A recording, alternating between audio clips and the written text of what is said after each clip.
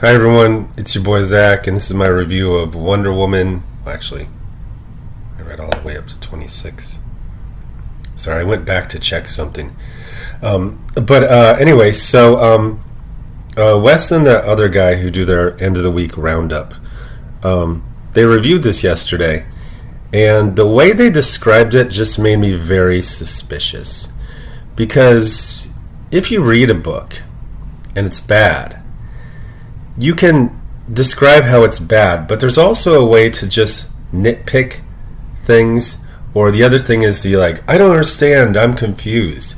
And it just, every time you say these kind of loaded words or phrases, it just makes me more and more suspicious.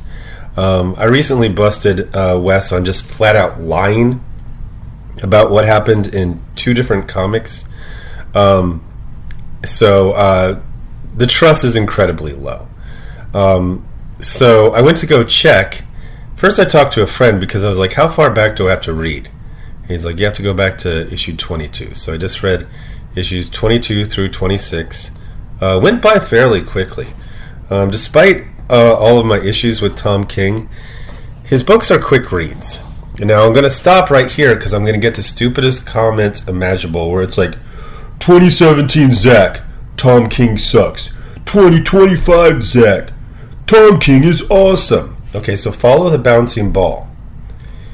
Writers can be good or bad on different issues. They can write a good run, and then a bad run, and then a good run, and then an okay run, and then a horrible run, and then a bad run.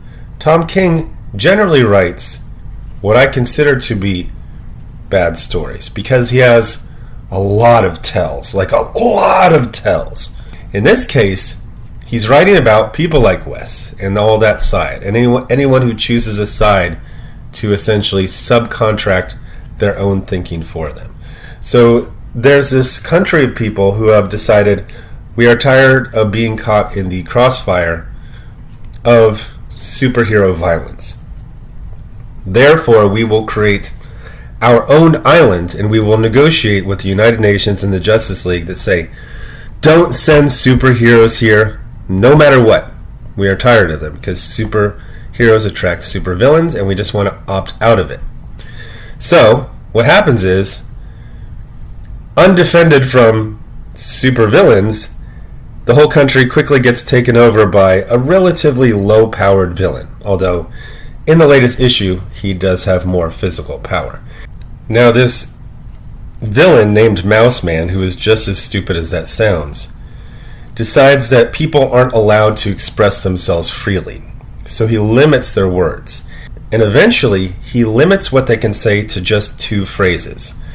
Mice have ears, and Mouse Man knows. Now, when Mouse Man is the leader of your country, it is a not very subtly implied threat. No matter what you say, Mouse Man has mice around. They will tell him, Mouse Man knows. And what is kind of amazing about this story is it's not just one note. Earlier in the story, Wonder Woman goes to the country. She meets a young woman, and she starts doing the whole Wonder Woman shtick. So you think that is going to immediately break this young woman out of her brainwashing.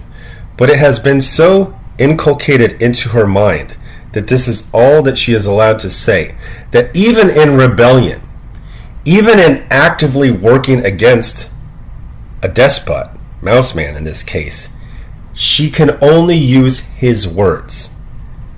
Now, this is very trenchant to things that are happening now and have been happening in the past.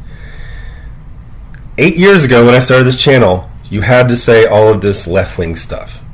In fact, at one point, calling Mags Visaggio a him could potentially get your entire YouTube channel just nuked off the platform. And if you go back and you watch TV shows, especially those like cop and doctor shows, long-running shows, once you get to like 2018, 2019, 2020, it feels like everyone is writing with a barrel of a gun put to their head. Like all of a sudden, all of the characters talk out of character. They all have to kind of appease basically trans and gay stuff. And it feels like somebody's brainwashing them and threatening them, which was what was happening. Now we're at the opposite. Now you have to say all of this right-wing shit, and if you don't say it, you get called crazy or woke or jealous, when it's just me not wanting to be brainwashed by anyone. So this is a brilliant story by a guy who's usually a jagoff, but he's really hammering home about what it's like to surrender to groupthink and how invasive it is.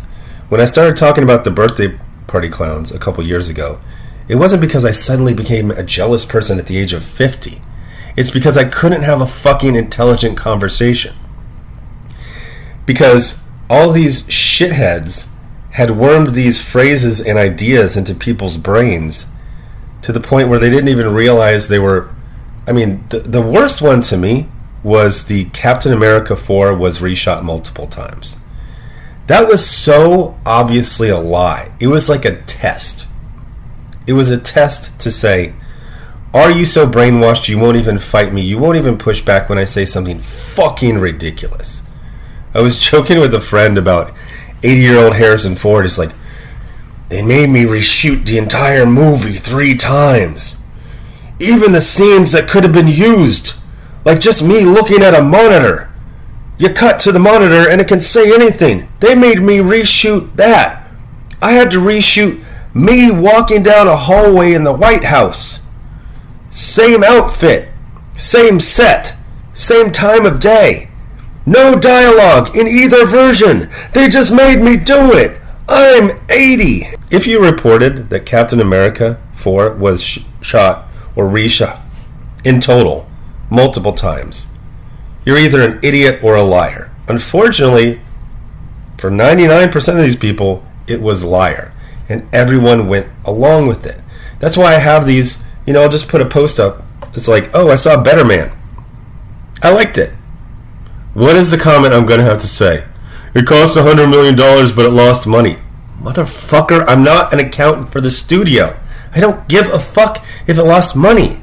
It's a biopic that went up to basically present day.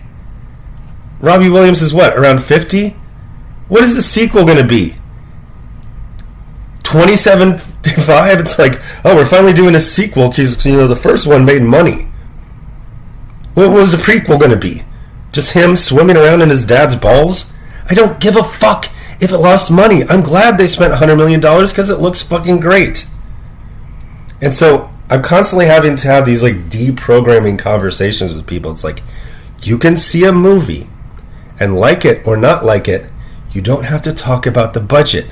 First of all, most of those budgets are fake, or they're just reports or just estimates. So what we have here is an excellent story about brainwashing, and not in just a simple way where brainwashing is like a magical spell and it just suddenly ends. The real way brainwashing works, that even people who are like, yeah, Zach, you convinced me not to watch those birthday party clowns. Yeah, those guys are liars and frauds. Oh, by the way, the only thing I can talk about is the budget of a movie. I can't talk about anything else. Anyway, kudos to Tom King for writing an excellent story that apparently some people aren't ready for yet. Thanks for watching. Bye.